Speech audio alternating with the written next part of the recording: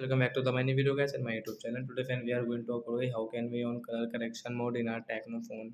Guys, you want to on your color correction settings. Okay, how can you on and then how can you use your color correction setting? Today I am going to show you in this video guys. So before starting video fan, first of all go and subscribe the channel guys.